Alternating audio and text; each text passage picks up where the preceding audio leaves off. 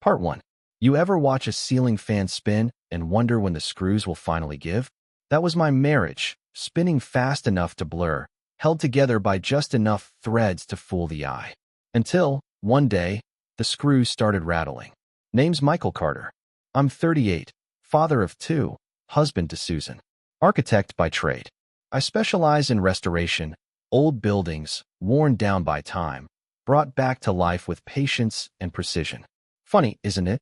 I could fix a rotting ceiling beam with my eyes closed, but I never saw the cracks forming right under my roof. We'd been married just shy of 11 years.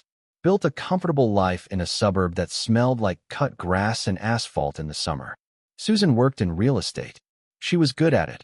Always had that polished charm that made strangers trust her and neighbors envy her. 2 kids, dog named Marley, 2-story house with a fenced yard. From the outside, we looked like a commercial for middle-class stability. And for a long time, I thought we were solid. Not fireworks every week in love, but the kind that runs deep. We bickered over dishes, fought over money, but it always ended with wine or laughter or both. Until it didn't. It started slow. The first crack? Her phone. It lived in her hand like it had grown there. That wasn't new. What was new was the way she kept it face down on the table. Always. Even during dinner. If it buzzed, she'd glance at it, swipe it away, then smile at me like nothing happened. Then came the late nights. I've got a showing out in East Point, she'd say. Or, Carly's having a rough time, girls' night. She'd kiss me on the cheek, slip on heels, and vanish into the night like a shadow that smelled faintly of a cologne I didn't wear. At first, I chalked it up to the job. Real estate is a hustle. You work when the clients are free, and clients love evenings and weekends. But the stories stopped lining up. One time she said she was grabbing coffee with Carly at the Lakefront Cafe. Except Carly texted me the next day asking if Susan was okay. She hadn't heard from her in a week. That one sat wrong. Like sour milk in your gut. Then there was the gym membership. She said she needed to get back in shape. Fair enough. We were both in our late 30s, chasing that illusion of youth. But it didn't add up. She left for the gym with her hair and makeup already done. And every time she came home, she went straight to shower. Clothes into the hamper, locked bathroom door, no kiss hello. One evening, I got home early from work. I'd wrapped a client meeting ahead of schedule and figured I'd surprise her. I walked into an empty house. No note, no message. I checked my phone, nothing. Called her, straight to voicemail. She got home an hour later, said she'd been at the grocery store. But there weren't any bags. No receipt. Nothing in the fridge had changed. I asked, "What did you buy?" "Oh," she said. "They didn't have what I needed. I'll try again tomorrow." I smiled. Said nothing. But a pit started growing in my stomach, heavy and cold. I started noticing other things. The way she flinched when I touched her shoulder unexpectedly. How she kept locking her phone with a new password. How she started sleeping facing the wall. And our conversations, once filled with inside jokes and daily anecdotes, became transactional. "Did you pay the gas bill? What time is the parent-teacher meeting? Don't forget to grab milk." One night, I woke up and reached over. She wasn't there. I padded through the dark house, found her in the living room, curled up on the couch, scrolling through her phone. The glow lit her face, and for a second, she looked like a stranger. I asked if everything was okay. She smiled, a smile that didn't reach her eyes, and said, "Just couldn't sleep. Go back to bed." I did, but I didn't sleep. Instead, I lay in the dark wondering who she was texting at 2:11 in the morning. I wondered if it was the same person who made her laugh more than I had in months. I wondered when I stopped being her person. The next day, I mentioned therapy. Just casually. "We haven't really connected lately," I said. "Maybe talking to someone would help." She gave a dry chuckle. "You're overthinking things. Not everything needs fixing, Michael. Some things just are." That hit me harder than she probably realized. Some things just are. I wanted to believe it was just a phase. A slump. Marriage is long. Anyone married past 5 years knows the fire flickers. But I couldn't ignore it anymore. The last straw wasn't dramatic. No lipstick on a collar or mystery hotel receipt. It was a laugh. A laugh I heard through the bathroom door while she was supposedly taking a bath. Soft, flirtatious, like she used to laugh with me. Then a pause. Then, "Stop it. You're terrible." I stood there outside the door, heartbeat like a drum in my ears. I didn't knock. Didn't ask. I just walked away. I didn't have proof. But I had enough. Enough to know something was wrong. Enough to know that the woman I married was slipping through my fingers, and enough to feel the screws start to rattle. Part 2. There's a particular kind of silence that creeps into a marriage when suspicion takes root. It doesn't shout. It tiptoes. It lingers in glances that don't last long enough, in small talk that avoids anything real. That's what my home became: silent, careful, measured. I didn't go looking for the truth right away. At first, I told myself I was imagining things, that the distance between Susan and me was the natural wear of a decade together. But you don't imagine someone hiding their phone the second you walk into a room. You don't imagine being told there at a showing when the Find My iPhone app shows them parked in a residential neighborhood for 2 hours. Not unless you're trying not to see it. I started small, passive, observational. A behavior shift here, a timeline discrepancy there. I became a mental accountant, filing away her lies like unpaid invoices. One night she said she had a late closing with a buyer. I nodded, kissed her cheek, then watched her walk out the door in jeans tight enough for a nightclub and heels that didn't belong in any open house. She returned past midnight, said the client needed help with paperwork. You know how first-time buyers are, she added. Like that explained why she smelled faintly of whiskey and cologne. Not the kind I wear. I didn't know contracts smelled like bourbon, I said. She laughed. It was the seller's husband. He poured us each a drink to celebrate. Nice of him, I replied. We both knew I didn't believe her, but we also knew I wouldn't press. Not yet. I wasn't ready for the answer. I just needed more questions. The next day, I checked her location history. The address she was at didn't match any property she'd ever mentioned. I copied it down. Checked her text the next time. She left her phone unattended for 5 minutes. Rare, but not impossible. Nothing. All cleaned. Not even casual texts. The log was too sterile, like someone power washed their conscience. But I found a backup app hidden in the settings, something for syncing data to the cloud. She didn't know I knew how to access it. That night, while she slept, I downloaded everything I could find from it onto an old laptop. Photos, logs, voice notes. I didn't know what I was looking for, only that if I stopped now, I'd go crazy. By Friday, I'd seen enough to know something wasn't right. There were calendar events labeled staging consult or client debrief always during odd hours. When I asked about them, she'd shrug and feed me vague responses. Babe, I told you, I'm swamped this week. You didn't mention Tuesday night. I must have. You probably forgot. No, Susan. I didn't. Her face tightened for half a second, then softened. You've been so stressed lately. Maybe your mind's playing tricks on you. Gaslighting. Classic. I let her think it worked. That weekend, I ran into Carly, Susan's so-called best friend. We chatted at the farmer's market while I picked up produce for dinner. I asked how her mom was doing. Fine, I guess, Carly said. Haven't seen much of Susan lately. Really? I said, keeping my voice casual. She told me you two were together Thursday. Carly looked puzzled. No. I haven't seen her in over a week. I smiled. Weird. Must have mixed it up. When I got home, I didn't confront Susan. Instead, I offered to cook. Played the good husband. Set the table. Poured her wine. Watched her sip it like we were still us. But something inside me had changed. The next move was trickier. I'd need to get into her laptop. She always brought it home, claiming she had listings to update. Password protected. Naturally.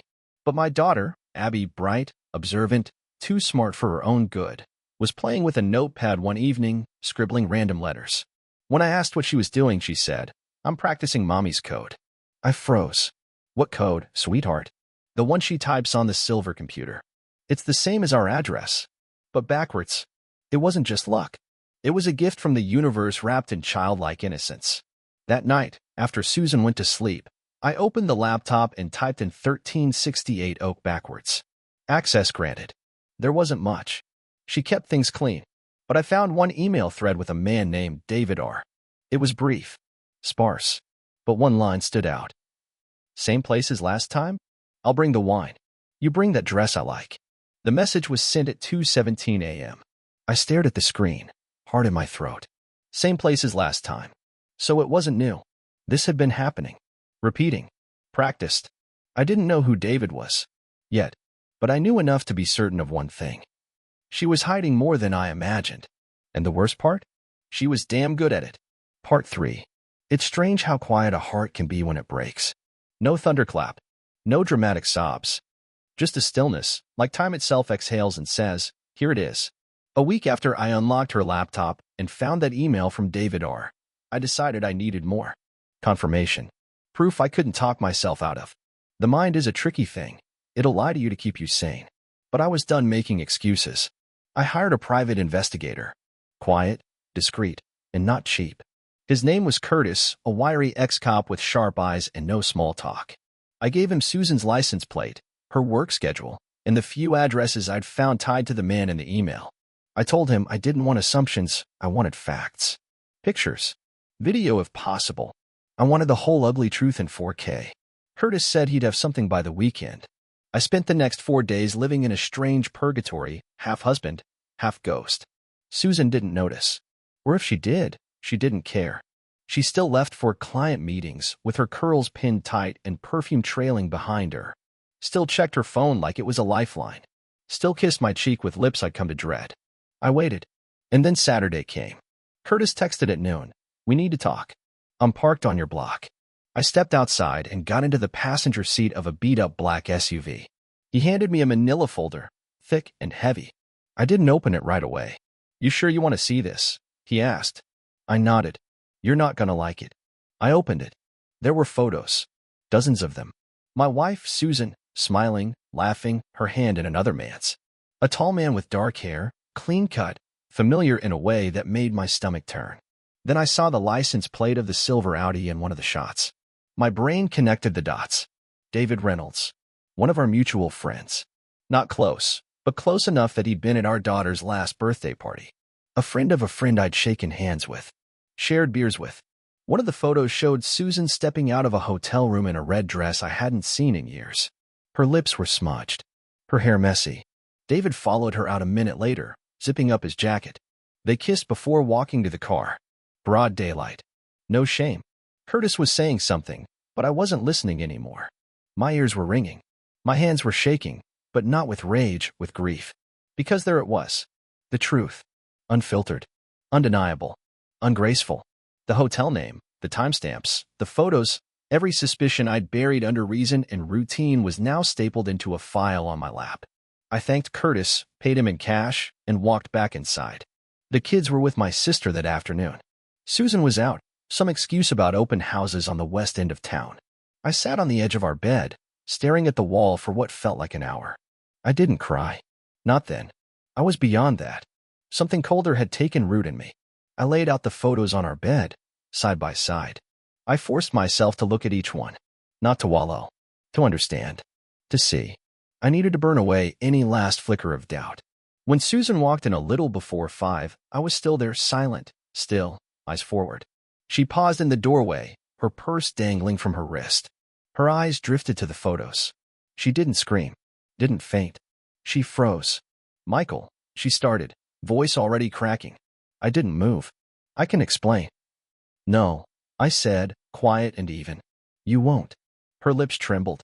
She took a step forward, reaching out. It's not what it looks like. Then help me understand, I said. My voice felt foreign in my mouth. She looked down at the evidence. She knew it was useless. I stood up, collected the photos, put them back in the folder, and walked out of the room. She followed. Michael, please, let's talk. But I didn't answer. I didn't yell. I didn't ask her why. Because I already knew. She made a choice. And now, so would I. I sat in the guest room, closed the door, and locked it. Then I pulled out my laptop, opened my email, typed a message to a divorce attorney a friend had recommended months ago, back when things still felt salvageable, when I wasn't sure if I'd need the name. I clicked send. Then I opened a new document, titled it, Operation Exit. I wasn't going to shout. I wasn't going to throw things. I was going to plan. I was going to dismantle this lie with the same precision I'd used restoring cathedrals and crumbling brick homes. Carefully, quietly, completely. Susan would never see it coming. Part 4. There's a point in every storm when the wind doesn't howl, it hums. That's where I was. Calm. Focused. Every emotion sterilized, sealed behind glass. I'd seen the truth. Now, I needed to deliver it. Susan thought she'd won. She mistook my silence for surrender. Most do. After the confrontation, she tried everything, denial, justification, even tears that didn't quite reach her cheeks. She said it just happened. That David was a mistake. She begged for therapy, for time, for grace. I gave her what she wanted. I told her we'd try, and she believed me. That was her second mistake. The first? Underestimating who she married. I kept things normal, played along. We went on date nights, took family selfies. I let her wear the ring she defiled and pretend we were healing. But behind the mask, I was building. I reopened old financial records, starting with our joint accounts. I noticed transfers, small ones, regular, consistent, buried in grocery and school expenses. I followed the money trail and landed on an account I didn't know existed, under a name I'd never seen before. Madeline Rowan. It wasn't a client. It wasn't a relative. It was her. A name Susan had used years ago when she briefly ran a rental property under a DBA. I had forgotten. She hadn't. That account held nearly $60,000, and every cent had been siphoned from our joint funds over the past 2 years. Quiet, methodical, hidden. The betrayal wasn't just in the bedroom. It was in the balance sheet, in the slow bleeding of our marriage into her escape plan. I copied everything, made backups, sent files to my lawyer, who called me at midnight after seeing the spreadsheet and whispered the word, fraud. But that wasn't all. I wanted to know how far it went. So I met with David. Not face-to-face yet. I hired a man to pose as an investor. David ran a marketing firm, the kind that makes noise but sells smoke. I suspected Susan had been funneling money into his projects. I was right. David wasn't just sleeping with my wife, he was profiting from her. Invoices under fake LLCs, consulting fees, web development, all signed off by Susan. She was laundering money into his account using my salary, my name, and our business credit. The irony? I used to admire her ambition. Now I documented it. Every email, every receipt. It took me 2 months to assemble the full package. By then, she had no clue I was working 16-hour days, 8 for architecture, 8 for war. Then came the charity gala, the Peterson Foundation's winter ball. We were invited every year. Black tie, expensive wine, too many people pretending to like each other. This year, Susan insisted we attend. New start, she called it. Perfect. I wore my sharpest suit. She wore red, the same dress from the hotel photos. I almost laughed. The room glittered with money and lies. David was there too, shaking hands, smiling like a man who thought the game was his. At 8:47 p.m., I took the stage. I'd like to say a few words, I said, microphone in hand. My voice was steady, controlled. People turned. Wine glasses paused midair. I want to thank the Peterson Foundation for their work, and also my wife, Susan, for reminding me that love, like architecture, must be built on truth. She smiled from her table, until the screens behind me lit up. Photos, documents, screenshots, bank transfers. One by one, they flashed, her with David. Her emails approving fraudulent transactions, fake invoices. The account under Madeline Rowan. Her smile vanished. Gasps rippled through the crowd like dropped wine on linen. Susan Carter, I continued, has not only betrayed her marriage but defrauded a family business and laundered funds into a shell company run by David Reynolds, who was also present. David stood, face pale. You son of a... Careful, I said. There are attorneys present, and several board members. Security approached. They didn't need instruction. Susan stood, shaking. Michael, please. We can talk about this. No, I said. I've listened enough. I turned to the audience. My lawyers will be in contact. Everything has been filed. And just in case anyone doubts the timeline, check your gift bags. Enjoy the USB drives. Gasps became murmurs. David slipped out the back. Susan slumped into her chair, shell-shocked. I stepped off the stage. Walked out into the cool night. Didn't look back. Didn't need to. It was all burning behind me. Part 5. The fallout was quieter than I expected. After the gala, Susan tried to disappear. For a while, she did. The public humiliation drove her into hiding, first with her sister in Asheville, then out west with an old college friend. Her lawyer reached out within days, scrambling for a deal. I offered her to take the prenup and leave with what little dignity she had left, or fight, and watch everything come out in court. She took the prenup, filed no contest, didn't show up to court, didn't say goodbye, but someone else did.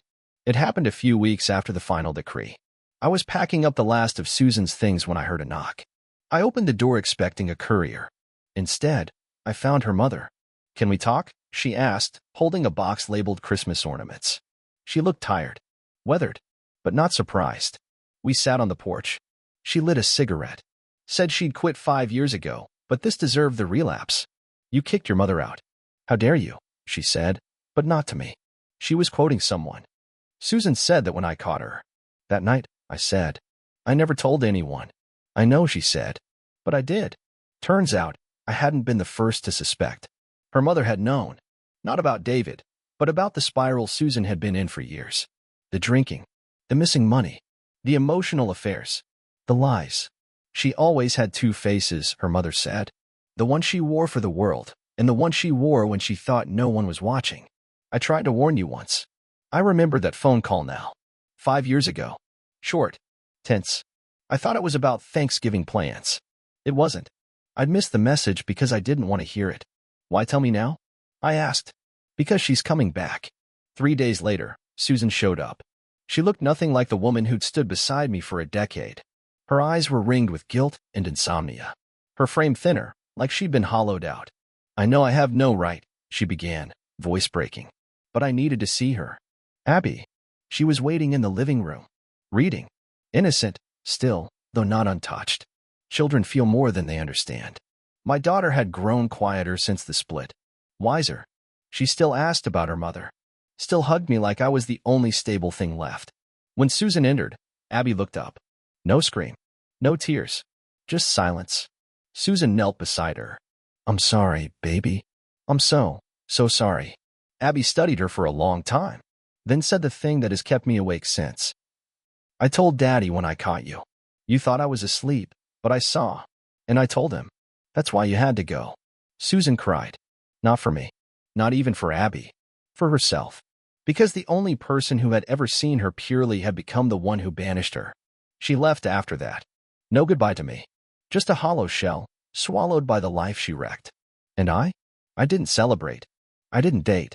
I didn't post some motivational nonsense about healing or moving on. I just lived. I took Abby to school. I rebuilt my business. I repainted the living room. I left the master bedroom untouched. For a while, I thought I was clean in all of this. But truth has a nasty way of turning on you when you start to feel righteous. It happened late one night, weeks later. I was clearing my old drive, deleting files related to Susan. That's when I found an old folder, labeled 2017, Leighton Project. Inside were scanned contracts from an old freelance job. At first, nothing seemed off. But one document caught my eye. It was a consulting deal, a marketing retainer for an outside firm. David Reynolds. Dated 3 years before the affair. And signed, by me. I stared at it, a knot forming in my throat. I'd introduced them. I'd brought David in on a project when Susan needed marketing work for a listing project we co-financed. It had all seemed harmless at the time. Networking. Business. But that was the crack. And I was the hammer. I sat there, stunned. I hadn't cheated. I hadn't lied. But I'd opened the door. I handed her the match and walked away. Then acted surprised when she lit the house on fire. I think about that more than I should. There's no redemption arc here. No neat ending. Just a man and his daughter, rebuilding in the ash. Some nights, I still feel the burn.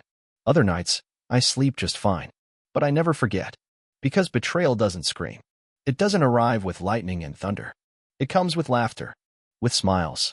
With routine. And sometimes, it comes wearing your name on the lease. The end.